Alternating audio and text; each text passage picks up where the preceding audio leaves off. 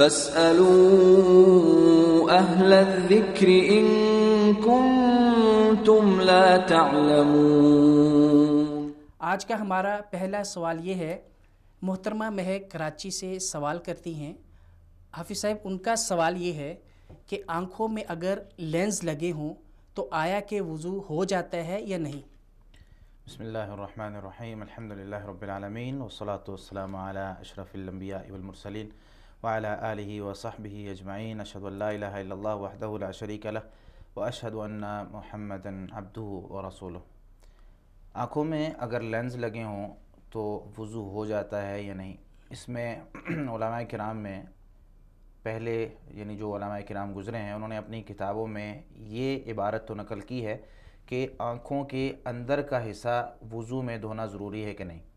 جب یہ چیز حل ہو جائے گی تو پھر پتہ چلے گا، کیونکہ لینز جو ہوتے ہیں وہ آنکھوں کے اندر ہوتے ہیں۔ صحیح۔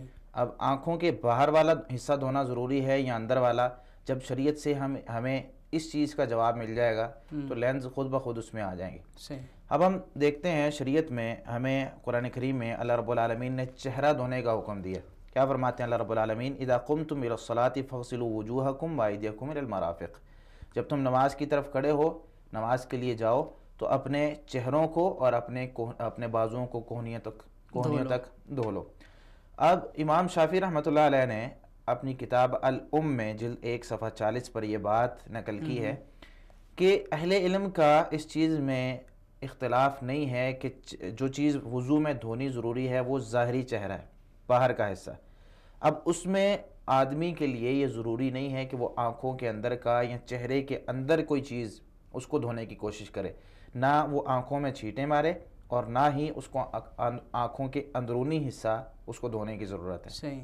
واللہ تعالیٰ عالم بالصواب۔ تو لینز لگے ہوں تو لینز آنکھوں کے جو یہ کالا حصہ آنکھوں کے اندر ہوتا ہے اس پر لگتے ہیں، تو اس وجہ سے لینز اگر لگے ہوں تو وضو ہو جاتا ہے، کیونکہ آنکھیں بند ہوتی ہیں اور آنکھوں کے باہر والا حصہ دھونا ضروری ہے۔